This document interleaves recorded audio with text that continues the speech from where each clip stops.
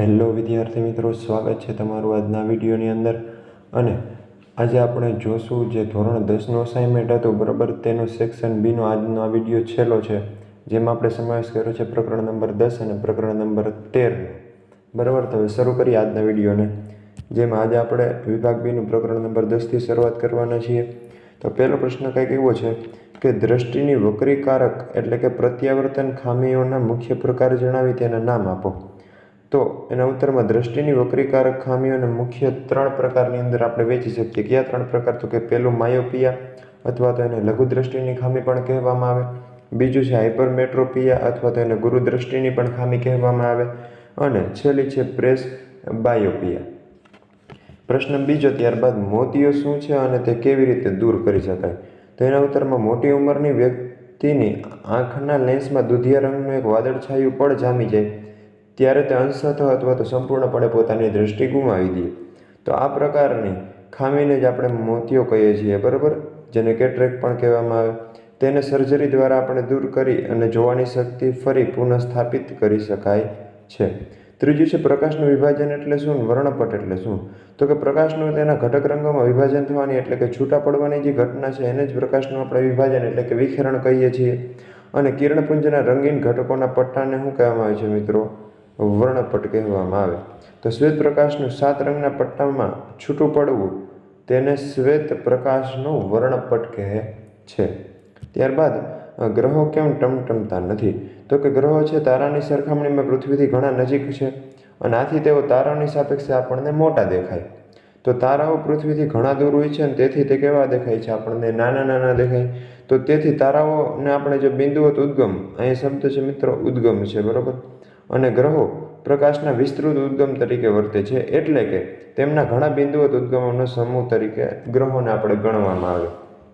તો જો આપણે ગ્રહને બિંદુવત પ્રકાશ ઉદ્ગમોના સમૂહ તરીકે ગણીએ તો બધા જ બિંદુવત પ્રકાશ ઉદ્ગમોથી આપણે આંખોમાં પ્રવેશ કરતી પ્રકાશની માત્રામાં કુલ પરિવર્તનનું એટલે કે ફેરફારનું સરેરાશ મૂલ્ય 0 થાય. તેથી જ ટમટમવાની અસર છે ગ્રહોની અંદર નાબૂદ થઈ જાય અને આ કારણે આપણે ગ્રહો છે ટમટમતા દેખાતા નથી. ત્યારબાદ પ્રશ્ન 5 છે કે માનવની સામાન્ય આંખ 25 સેન્ટીમીટરથી નજીક રાખેલી વસ્તુઓને સ્પષ્ટ કેમ જોઈ શકતી નથી? તો નજીકની વસ્તુઓને જોવા સિલિયરી સ્નાયુઓને યોગ્ય પ્રમાણમાં સંકોચાવવું પડે છે. પરિણામે આંખનો લેન્સ છે મધ્યમાંથી જાડો થાય અને તેની કેન્દ્ર લંબાઈ શું થાય? ઘટે બરાબર, એની કેન્દ્ર લંબાઈમાં ઘટાડો આવે. પરંતુ સિલિયરી સ્નાયુઓ અમુક હદથી વધારે છે સંકોચાઈ શકતા નથી. તેથી 25 સેન્ટીમીટર અંતરથી નજીકની વસ્તુઓ છે એને સ્પષ્ટ જોઈ શકાતી નથી. બીજા શબ્દોમાં કહીએ તો સામાન્ય આંખ 25 સેન્ટીમીટરથી નજીકની વસ્તુઓને સ્પષ્ટ જોઈ શકતી નથી, કારણ કે તેની બધી જ સમાવેશ ક્ષમતા પહેલેથી જ ખર્ચાઈ એટલે કે વપરાઈ ગયેલી હોય છે બરાબર. ત્યારબાદ આપણે વાત કરીએ લઘુ દ્રષ્ટિની ખામી અને ગુરુ દ્રષ્ટિની ખામી વચ્ચેનો તફાવત. તો એ શબ્દો ક્યારેક મિત્રો જોતા રહેજો. ગુરુ દ્રષ્ટિની ખામી છે બરાબર, આ રીતે. તો સૌપ્રથમ આપણે શરૂ કરીએ લઘુ દ્રષ્ટિની ખામી, કે આંખનો લેન્સ જરૂરિયાત પ્રમાણે પાતળો થતો નથી પરંતુ જાડો જ રહે છે. દૂરની વસ્તુ પરથી આવતા પ્રકાશના કિરણો નેત્રપટલની આગળ કેન્દ્રિત થાય, આથી દૂરની વસ્તુઓ સ્પષ્ટ છે જોઈ શકાતી નથી. તો નજીકની વસ્તુઓ પરથી આવતા પ્રકાશના કિરણો નેત્રપટલ પર કેન્દ્રિત થાય અને આથી નજીકની વસ્તુઓ છે સ્પષ્ટપણે જોઈ શકાય. યોગ્ય કેન્દ્ર લંબાઈવાળા અંતર્ગોળ લેન્સના ચશ્મા વાપરીને આ ખામીને આપણે શું કરી શકીએ? દૂર કરી શકીએ મિત્રો. ત્યારબાદ ગુરુ દ્રષ્ટિની ખામી, કે આંખનો લેન્સ જરૂરિયાત પ્રમાણે જાડો થતો નથી પરંતુ પાતળો જ રહે છે. નજીકની વસ્તુ પરથી આવતા પ્રકાશના કિરણો નેત્રપટલની પાછળની સાઈડમાં કેન્દ્રિત થાય અને આથી નજીકની વસ્તુ સ્પષ્ટપણે જોઈ શકાતી નથી. હવે દૂરની વસ્તુ પરથી આવતા પ્રકાશના કિરણો નેત્રપટલ પર કેન્દ્રિત થાય અને આથી દૂરની વસ્તુઓ સ્પષ્ટ જોઈ શકાય. અને યોગ્ય કેન્દ્ર લંબાઈવાળા બહિર્ગોળ લેન્સના ચશ્મા વાપરીને આપણે આ ખામીને શું કરી શકીએ? નિવારી શકીએ, દૂર કરી શકીએ. ત્યારબાદ પ્રશ્ન છે ભયદર્શક સિગ્નલમાં પ્રકાશનો રંગ શા માટે લાલ રંગ રાખવામાં આવે? તો કે લાલ રંગના પ્રકાશની તરંગ લંબાઈ વધુ હોવાથી ધુમ્મસ અથવા ધુમાડાની હાજરીમાં બીજા રંગની સાપેક્ષે તેનું સૌથી ઓછું પ્રકિરણન થતું હોય બરાબર. તેથી ઘણા દૂરથી પણ આપણે લાલ રંગને જોઈ શકીએ છીએ. આથી લાલ રંગના પ્રકાશનો ઉપયોગ છે ભયદર્શક સિગ્નલમાં કરવામાં આવે છે. ત્યારબાદનો પ્રશ્ન છે વરસાદ પડ્યા પછી જ આકાશમાં મેઘધનુષ્ય દેખાય, કારણ આપો. તો ચોમાસાની ઋતુમાં આકાશમાં ઘણા બધા વાદળામાં પાણીના નાના નાના બૂંદો રહેલા હોય અને જ્યારે સૂર્યનું કિરણ આ પાણીના નાના બૂંદો પર આપાત થાય ત્યારે પ્રથમ પહેલાં તો વક્રીભવન થશે એનું, અને વિભાજન, બરાબર, અને ત્યારબાદ આંતરિક પરાવર્તનની ઘટના બને અને અંતે બૂંદમાંથી બહાર નીકળતા પ્રકાશનું વક્રીભવન થાય અને આના કારણે આકાશમાં 7 રંગનો પટ્ટો છે આપણને જોવા મળે, જેને આપણે શું કહીએ છીએ? મેઘધનુષ્ય અથવા તો ઇન્દ્રધનુષ પણ કહીએ. ત્યારબાદ પ્રશ્ન 9 છે, નેત્રપટલ પર રચાતું પ્રતિબિંબ ઉલટું હોય પરંતુ આપણને વસ્તુ ચતુરી કહેવાય શા માટે? તો નેત્રપટલ એ દંડકોષો અને શંકુકોષો જેવા પ્રકાશ સંવેદી કોષો ધરાવે. પ્રકાશની હાજરીથી આ પ્રકાશ સંવેદી કોષો સક્રિય બને અને વિદ્યુત સંદેશાઓ ઉત્પન્ન કરે. આ વિદ્યુત સંદેશાઓ પ્રકાશીય ચેતા મારફતે, જેને આપણે દ્રષ્ટિ ચેતા પણ કહીએ છીએ, બરાબર, એના મારફતે મગજને પહોંચાડવામાં આવે અને મગજ આ સંદેશાનું અર્થઘટન કરે અને છેવટે આપણે વસ્તુને મૂળ સ્વરૂપે જોઈ શકીએ છીએ. ત્યારબાદનો પ્રશ્ન છે 10મો, રંગ અંધત્વ શું છે અને તેનો ઉપચાર કેવી રીતે કરી શકાય? તો રંગ અંધત્વ એ આંખની એવી ખામી છે જેમાં વ્યક્તિની આંખના રેટિના પર શંકુકોષો અપૂરતા હોય કે ન હોય, બરાબર, એટલે કે અપૂરતા હોય અને ન પણ હોય. આને કારણે વ્યક્તિ ચોક્કસ રંગો વચ્ચે ભેદ પારખવા અસમર્થ હોય છે અને તેનો ઉપચાર કરી શકાતો નથી. ત્યારબાદ પ્રશ્ન 11 છે, આંખના નીચેના ભાગના વૈજ્ઞાનિક નામ કે આંખથી મગજ સુધી લઈ જતા સંદેશ, જેને આપણે શું કહીએ છીએ? દ્રષ્ટિ ચેતાઓ, અને કનિનિકાની મધ્યમાં રહેલું નાનું છિદ્ર, જેને આપણે કીકી પણ કહીએ છીએ. ત્યારબાદનો પ્રશ્ન છે, આ ઉપરની આકૃતિમાં શ્વેત પ્રકાશનું પાતળું કિરણપુંજ ત્રિકોણાકાર કાચના પ્રિઝમ પર આપાત કરવામાં આવે છે ત્યારે પ્રિઝમની સામે રાખેલા પડદા પર XY વર્ણપટ રચાય. એટલે કે આ પ્રિઝમ છે કોઈ, એની ઉપર આ રીતે કોઈ કિરણ આપાત કર્યું તો આપણને આવો એક વર્ણપટ છે અહીં જોવા મળ્યો છે. તો આપણને પ્રશ્ન પૂછ્યો પહેલો કે ઉપરોક્ત બનતી ઘટનાનું નામ આપો. બીજો એ છે કે XY વર્ણપટ પર X અને Y બિંદુ આગળ રંગના નામ લખો કે X બિંદુ આગળ કયો રંગ છે અને Y બિંદુ આગળ કયો રંગ. તો આ ઘટનાને આપણે મિત્રો કહીએ છીએ પ્રકાશનું વિભાજન, એટલે કે એક કિરણ આવ્યું છે એનું જે એક પટ્ટામાં વિભાજન થઈ ગયું. અને XY વર્ણપટ પર X બિંદુ આગળ રહેલો છે એ રંગ છે જાંબલી અને Y બિંદુ આગળનો રંગ કયો છે? લાલ છે. શું કામ? તો કે આ X બિંદુ આગળ કિરણ વધારે વળીને આવ્યું છે, બરાબર, અને એ જાંબલી રંગ છે એ જ સૌથી વધુ વળે છે, જ્યારે લાલ રંગ છે, બરાબર, એ સૌથી ઓછો વળે. ત્યારબાદ પ્રશ્ન 13, વ્યાખ્યા આપો આંખની સમાવેશ ક્ષમતા. અને બીજો પ્રશ્ન છે, માનવ આંખ માટે દૂરબિંદુ એટલે શું?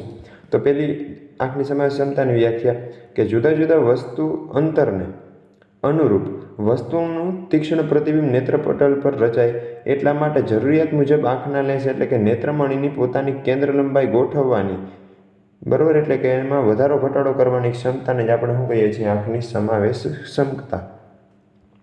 ત્યારબાદ અથવામાં બીજી વ્યાખ્યા છે કે નજીકની તેમજ દૂરની વસ્તુનું તીક્ષ્ણ પ્રતિબિંબ નેત્રપટલ પર રચાય અને તે સ્વસ્થતાપૂર્વક સુસ્પષ્ટ જોઈ શકાય એટલા માટે જરૂરિયાત મુજબ આંખના લેન્સ એટલે કે નેત્રમણીની પોતાની કેન્દ્ર લંબાઈમાં ફેરફાર કરવાની ક્ષમતાને આંખની સમાવેશ ક્ષમતા કહે છે. હાવ ટૂંકમાં કહીએ કે આ ભાઈ જે નેત્રમણી લેન્સ છે એની પોતાની કેન્દ્ર લંબાઈમાં જે ફેરફાર કરવાની ક્ષમતા છે એને શું કહેવાય છે? આંખની સમાવેશ ક્ષમતા.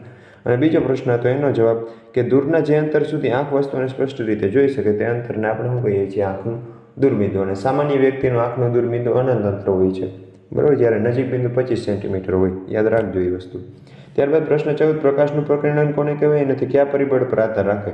તો કે સૂક્ષ્મ કણો અને અણુઓ અથવા તો પરમાણુ વડે બધી જ દિશામાં થતા પ્રકાશના વિખેરણની અથવા તો વિચલનની ઘટનાને શું કહેવાય છે? પ્રકાશનું પ્રકીર્ણન. તો આ પ્રકીર્ણન પામતા પ્રકાશનો જથ્થો એટલે કે જે માત્રા છે એ પ્રકાશની આવૃત્તિ એટલે કે રંગ ઉપર અને પ્રકીર્ણન ઉપજાવતા કણોના પરિમાણ પર આધાર રાખે છે. જેની અંદર પહેલું છે કે અત્યંત બારીક કણો તેમનું પરિમાણ ખૂબ નાનું હોવાને લીધે મુખ્યત્વે નાની તરંગ લંબાઈવાળા જેમ કે વાદળી રંગના પ્રકાશનું પ્રકીર્ણન કરે. અને જો પ્રકીર્ણન કરતા કણોનું કદ ખૂબ મોટું હોય તો પ્રકીર્ણન પામતો પ્રકાશ એ શ્વેત એટલે કે સફેદ રંગનો દેખાય, કારણ કે દ્રશ્ય વિસ્તારની બધી જ તરંગ લંબાઈનું શું થાય છે? અહીંયા પ્રકીર્ણન થાય. ટૂંકમાં કહે કે જો પણ સૂક્ષ્મ હશે તો વાદળી રંગનું પ્રકીર્ણન થશે અને જો પણ કહેવાય છે મોટા હશે તો સફેદ રંગ છે આપણને દેખાશે. ત્યારબાદ પ્રશ્ન 15, લઘુ દ્રષ્ટિની ખામી અથવા તો માયોપી એટલે શું? અને સામાન્ય આંખ અને લઘુ દ્રષ્ટિની ખામીવાળી આંખ માટે દૂરબિંદુ શું છે? તો આંખની ખામી કે જેના લીધે વ્યક્તિ નજીકની વસ્તુઓને સ્પષ્ટપણે જોઈ શકે પરંતુ દૂરની વસ્તુઓને સ્પષ્ટ જોઈ શકતો નથી, એટલે કે એને અસ્પષ્ટ દેખાય, તેને શું કહેવાય છે? લઘુ દ્રષ્ટિની ખામી. તો સામાન્ય રીતે આંખ માટે દૂરબિંદુ અનંત હોય અને દૂરની વસ્તુમાંથી આવતા પ્રકાશના સમાંતર કિરણો નેત્રપટલ પર કેન્દ્રિત થાય. આ નેત્રપટલ આ સંદેશાઓ છે એને દ્રષ્ટિ ચેતાની મારફતે મગજને મોકલે. હવે લઘુ દ્રષ્ટિની જે ખામીવાળી વ્યક્તિ છે એનું આંખનું દૂરબિંદુ અનંત અંતરેથી ખસીને આંખની નજીક આવતું રહે અને આવી વ્યક્તિ થોડા મીટર દૂર રાખેલી એટલે કે નજીકની જે વસ્તુઓ છે એને સ્પષ્ટ જોઈ શકશે પરંતુ દૂરની વસ્તુને સ્પષ્ટ જોઈ શકતા નથી. તો તેની આંખમાં દૂરની વસ્તુનું પ્રતિબિંબ નેત્રપટલ પર રચાતું નથી, પરંતુ ક્યાં રચાય છે? નેત્રપટલની આગળના ભાગમાં છે મિત્રો રચાય છે, બરાબર. આ પ્રશ્નની અંદર આકૃતિ દોરો તો વધુ સારું છે, બરાબર. બાકી આ રીતે લખો તો એ કંઈ વાંધો આવે નહીં. ત્યારબાદ આપણે જોવાના છીએ પ્રકરણ નંબર 13. તો શરૂ કરીએ. તેનો પહેલો પ્રશ્ન, કચરાના નિકાલ માટેના ઉપાય જણાવો. તો જૈવ વિઘટનીય કચરો ખાડામાં દાટી દઈ તેમાંથી વિઘટકોની કાર્ય પદ્ધતિથી ખાતર ઉત્પન્ન થાય છે અને આ ખાતર બગીચામાં ઉપયોગ કરી શકાય. જૈવ અવિઘટનીય કચરાને તમે અલગ એકત્ર કરી તેના પુનઃચક્રીકરણ માટે યોગ્ય નિકાલ છે એની વ્યવસ્થા કરવામાં આવે છે, બરાબર. બીજું છે ઓઝોન એટલે શું? તે કોઈ નિવસન તંત્રને કેવી રીતે અસર પહોંચાડે? તો કે ઓઝોન જેની સંજ્ઞા છે O3, બરાબર. O3 એ પારજાંબલી યુવી એટલે કે અલ્ટ્રાવાયોલેટ વિકિરણો છે, બરાબર. એની અસરથી ઓક્સિજનના 3 પરમાણુ વડે બનતો એક અણુ છે અને વાતાવરણના ઉપલા સ્તરમાં ઓઝોન એક આવશ્યક કાર્ય કરે. આમ છતાં ભૂમિ સ્તરે ઓઝોન એક ઘાતક વિષ છે, બરાબર. તો ઓઝોન સૂર્યમાંથી આવતા ઓછી તરંગલંબાઈ ધરાવતા પારજાંબલી એટલે કે યુવી વિકિરણોનું શોષણ કરી લે અને આ રીતે પૃથ્વી પરની જીવસૃષ્ટિને ઓઝોન છે એ રક્ષણ આપે છે. ત્યારબાદ પ્રશ્ન ત્રીજો, તફાવત આપો જૈવિક અને અજૈવિક ઘટકો. તો જૈવિક ઘટકો તો કે જીવન ધરાવતા તત્વો એટલે કે પ્રાણીઓ, વનસ્પતિઓ, સૂક્ષ્મજીવો, આ બધાને શું કહેવાય? જૈવિક ઘટકો. તે વૃદ્ધિ અને વિકાસ કરતા હોય, નવી સંતાન પેદા કરી શકે, પર્યાવરણમાં બદલાવો પ્રત્યે પ્રતિક્રિયા આપે. ઉદાહરણ તરીકે માનવ છે, વૃક્ષ છે અને બેક્ટેરિયા છે, બરાબર. અજૈવિક ઘટકો કેને કહેવાય? તો કે જીવન ન ધરાવતા એટલે નિર્જીવ વસ્તુઓ, પાણી, હવા, ખડકો, માટી. વૃદ્ધિ અને વિકાસ કરતા નથી, પ્રજનન કરતા નથી, પર્યાવરણમાં બદલાવ પ્રત્યે પ્રતિક્રિયા પણ આપે નહીં, બરાબર. ઉદાહરણ તરીકે પાણી, હવા, ખડકો અને માટી. ત્યારબાદ આગળ છે પોષક સ્તરો એટલે શું? બરાબર. કેને કહેવાય પોષક સ્તરો? અને એક આહાર શૃંખલાનું ઉદાહરણ આપો અને તેમાંના વિવિધ પોષક સ્તર જણાવો. તો આહાર શૃંખલામાં પોષણના ક્રમિક ચરણ અથવા તો પગથિયાને જ મિત્રો યાદ કરજો, પોષક સ્તર કહેવાય છે. નિવસન તંત્રમાં પોષક સ્તર ઉર્જાનું વહન દર્શાવે અને આહાર શૃંખલામાં ભક્ષ્ય એટલે ભક્ષક વચ્ચેના જે ક્રમિક સંબંધ છે, ભક્ષ્યથી લઈને ભક્ષક વચ્ચેનો, બરાબર, એને જ આપણે આહાર શૃંખલા કહીએ. જેની અંદર ઘાસ છે, બરાબર, એને કોણ ખાય? તો કે ઉંદર ખાય. ઉંદરને સાપ ખાય, સાપને સમડી ખાય. તો એ ઘાસ છે એ ઉત્પાદક છે, જ્યારે ઉંદર છે એ પ્રાથમિક ઉપભોગી છે. સાપ છે એ દ્વિતીય ઉપભોગી કહેવાય અને સમડીને કહેવાય છે તૃતીય ઉપભોગી. પોષક સ્તર કહીએ તો ઘાસ છે એ પ્રથમ પોષક સ્તર, જ્યારે ઉંદર દ્વિતીય પોષક સ્તર, સાપ તૃતીય પોષક સ્તર અને સમડી છે એ ચતુર્થ પોષક સ્તર છે. ત્યારબાદ પ્રશ્ન 5, તમે કચરાના નિકાલની સમસ્યાને ઓછી કરવામાં શું યોગદાન આપી શકો અને કોઈ પણ 2 પદ્ધતિના નામ આપો. તો કચરાના નિકાલની સમસ્યાને ઓછી કરવા અમે નીચે મુજબનું યોગદાન આપીશું. પહેલું શું? તો કે વધેલો ખોરાક જેને આપણે એઠવાડ કહીએ, પછી શાકભાજીનો કચરો, ફળોની છાલ, સૂકા પર્ણો અને બગીચાનો અન્ય કચરો વગેરે એ જૈવ વિઘટનીય કચરાને જમીનમાં ખાડો કરી દાટી દેવામાં આવે અને તેનું વિઘટન થઈ ખાતરમાં રૂપાંતર કરી કચરાના નિકાલની યોગ્ય વ્યવસ્થા છે એ કરી શકાય. બીજું છે કે ટીન, ખાલી ડબ્બા, પેપર, ગ્લાસ, ધાતુની તૂટેલી વસ્તુઓ, બરાબર, વગેરે કચરાનું પુનઃચક્રીકરણ કરવામાં આવે. તો આ વસ્તુઓનું પુનઃચક્રીકરણ કરી નવી વસ્તુઓ બનાવી પુનઃ ઉપયોગ કરી શકાય. આ પદ્ધતિના નામ હતો કે પહેલી પદ્ધતિ છે પુનઃ ઉપયોગ, જ્યારે બીજી પદ્ધતિ છે એ છે પુનઃચક્રીયકરણ, બરાબર. જે બીજી પદ્ધતિ અહીં નામ છે પુનઃચક્રીયકરણ. ત્યારબાદ આગળનો પ્રશ્ન કે આપણા દ્વારા ઉત્પાદિત જૈવ અવિઘટનીય કચરાથી કઈ સમસ્યાઓ ઉત્પન્ન થઈ શકે. તો કે આપણા દ્વારા ઉત્પાદિત જૈવ અવિઘટનીય કચરો છે એનાથી નીચેની સમસ્યા ઉત્પન્ન થઈ શકે, જેમ કે જૈવિક વિશાલનની સમસ્યા સર્જાય, પર્યાવરણમાં એકત્ર થઈ પ્રદૂષણ સર્જાય. જ્યારે ભૂમિમાં કચરો દાટવામાં આવે ત્યારે ભૂમિમાં વનસ્પતિઓની વૃદ્ધિ અટકી જાય, પર્યાવરણમાં લાંબો સમય જળવાઈ રહે અને નિવસન તંત્રના વિવિધ ઘટકોને હાનિ કરે છે એટલે કે નુકસાન પહોંચાડે. આહાર શૃંખલામાં અસંતુલન કરી અને નિવસન તંત્રની અંદર પણ સમસ્યાઓ સર્જે છે. ત્યારબાદ 7મું છે ઓઝોન સ્તરના વિઘટનમાં મુખ્ય જવાબદાર સંયોજન CFC ગણવામાં આવે. તો સ્ટ્રેટોસ્ફિયરમાં ઓઝોન સ્તર સૂર્યના હાનિકારક પારજાંબલી યુવી વિકિરણો શોષી લઈ પૃથ્વી સુધી પહોંચતા અટકાવે. આ CFC ક્લોરોફ્લોરો જે કાર્બન છે, બરાબર, જેને ક્લોરોફ્લ્યુરો કાર્બન્સ કહેવાય, એ વાતાવરણમાં ક્લોરિનનો ઉમેરો કરે અને ક્લોરિન પરમાણુની ઓઝોન સાથેની પ્રક્રિયા થઈ ઓક્સિજનના એક પછી એક પરમાણુ દૂર થઈ જાય અને આ વિખંડન ક્રિયામાં ક્લોરિનનો એક પરમાણુ ઓઝોનના ઘણા અણુઓનું ક્રમશઃ કરી નાખે, વિખંડન કરી નાખે અને ઓઝોનના કુલ ઘટાડાનો મોટા ભાગનો ઘટાડો કેના વડે થાય છે? તો કે આ એકમાત્ર CFC વડે. આથી ઓઝોન સ્તરના વિઘટનનો મુખ્ય જવાબદાર સંયોજન કેને ગણવામાં આવે છે? CFCને. બરાબર. એના પછીનું કોઈ હોય તો એ છે HFC, જેને હાઇડ્રોફ્લ્યુરોકાર્બન્સ કહેવાય. ત્યારબાદ છે પ્રશ્ન નંબર 8, વ્યાખ્યા આપો નિવસન તંત્રો. તો એની વ્યાખ્યા છે બધા સજીવો એટલે કે સૂક્ષ્મજીવો, વનસ્પતિઓ અને માનવ સહિતના પ્રાણીઓ અને તેમની સાથે સંકળાયેલા ભૌતિક પર્યાવરણ વચ્ચેની જે આંતરક્રિયાથી બનતું તંત્ર છે એને જ નિવસન તંત્ર કહેવામાં આવે. બીજી વ્યાખ્યા છે જૈવિક વિશાલન. તો સજીવોની આહાર શૃંખલાના વિભિન્ન પોષક સ્તરે જૈવ અવિઘટનીય દ્રવ્યના સંકેન્દ્રણમાં ક્રમશઃ થતા વધારાને શું કહેવામાં આવે છે? જૈવિક વિશાલન. ત્યારબાદની વ્યાખ્યા આપો પ્રશ્ન છે 9મો, એમાં આહાર શૃંખલા. તો કે નિવસન તંત્રના સજીવો તેમની ખોરાકની જરૂરિયાત માટે અન્ય સજીવો પર આધાર રહી શૃંખલા બનાવે તેને આહાર શૃંખલા કહેવાય. અને બીજી વ્યાખ્યા આહાર ઝાડની કે નિવસન તંત્રની વિવિધ આહાર શૃંખલાઓ શાખાયુક્ત હોય. આવી શાખાયુક્ત આહાર શૃંખલાઓ એક જાળીરૂપ રચના બનાવે અને એને શું કહેવામાં આવે છે? આહાર ઝાડ. ત્યારબાદનો પ્રશ્ન છે પૂર્ણ નામ આપો CFCS. તો એનું નામ છે ક્લોરોફ્લ્યુરોકાર્બન્સ. અને બીજું છે ડિસ્પોઝેબલ પ્લાસ્ટિકનો ઉપયોગ ટાળવો અથવા તો બંધ કરવો જોઈએ, કારણ કે જેનું આપણે વાક્ય પૂર્ણ કરવાનું, અથવા તો ટ્રેનોમાં વપરાતા પ્લાસ્ટિકના નિવર્તનીય એટલે કે ડિસ્પોઝેબલ કપનો ઉપયોગ ટાળવો જોઈએ અથવા તો બંધ કરવો જોઈએ, કારણ કે તે મિત્રો જૈવ અવિઘટનીય પદાર્થથી બનેલા છે અથવા તો બનેલી છે. ત્યારબાદ પ્રશ્ન નંબર 11 કે નીચે આપેલ સજીવોની આહાર શૃંખલા લખો, જેમાં છે દેડકો, કીટક, પક્ષીઓ, ઘાસ. તો સૌપ્રથમ કોણ આવે? ઘાસ. ત્યારબાદ આવે કીટકો, ત્યારબાદ આવે દેડકો અને ત્યારબાદ આવે પક્ષીઓ. બરાબર. અને બીજું છે માછલી, લીલ, નાના પ્રાણી, મોટી માછલી. તો એમાં પહેલાં આવે લીલ, બરાબર, પછી આવે નાના પ્રાણી, પછી માછલી અને પછી આવે મોટી માછલી. ત્યારબાદનો પ્રશ્ન 12મો, અગ્નિશમનમાં કયા રસાયણનો ઉપયોગ થાય અને તે કેવી રીતે હાનિકારક છે?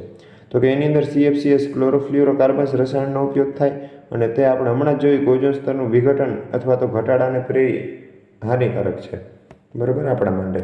ત્યારબાદનો પ્રશ્ન 13મો કે એવી બે રીત દર્શાવો જેમાં જૈવ અવિઘટનીય પદાર્થો પર્યાવરણને પ્રભાવિત કરે. તો કે પેસ્ટિસાઇડ્સ, જેને આપણે કહીએ કીટનાશક, એ પેસ્ટિસાઇડ્સ જેવા જૈવ અવિઘટનીય પદાર્થો ભૂમિ અને પાણીનું પ્રદૂષણ કરે, તે સજીવોમાં જૈવિક વિશાલન કરે. અને બીજું કે જૈવ અવિઘટનીય પદાર્થો નિવસન તંત્રના કાર્યો જેવા કે ઉર્જા અને દ્રવ્યોના વહનને પણ શું કરે છે? અવરોધે છે. ત્યારબાદ 14મો પ્રશ્ન, એવી બે રીત કે જેમાં જૈવ વિઘટનીય પદાર્થો પર્યાવરણને પ્રભાવિત કરે. બરાબર. તો કે જૈવ વિઘટનીય પદાર્થો સૂક્ષ્મજીવોની પ્રવૃત્તિ વડે વિઘટન પામી સરળ દ્રવ્યો છે પર્યાવરણમાં મુક્ત કરે અને આ સરળ દ્રવ્યો અન્ય સજીવોના જીવનને ટકાવવા માટે ઉપયોગમાં આવે. ત્યારબાદ વિઘટન દરમિયાન મુક્ત થતા કેટલાક વાયુઓ શું કરે છે? વાતાવરણને પ્રદૂષિત કરે. અહીં ખાસ ધ્યાન રાખજો કે આપણા પદાર્થો પર્યાવરણને કેવી રીતે પ્રભાવિત કરે એ કહેવાનું છે. લાભ કે ગેરલાભ નથી લખતા આપણે, બરાબર, મીન્સ કે નકરા લાભ નથી લખતા અને નકરા ગેરલાભ નથી લખતા. પર્યાવરણ કેવી રીતે પ્રભાવિત થાય એ આપણે અહીંયા લખવાનું છે. તો પર્યાવરણને ફાયદો થઈ શકતો હોય અને નુકસાન પણ થઈ શકતું હોય, બરાબર. તો આપણો જે વિભાગ B હતો એ અહીં થાય છે પૂરો. આપણે નેક્સ્ટ વિડીયો જલ્દીથી લઈ આવશું, જેની અંદર વિભાગ C ની શરૂઆત કરીશું.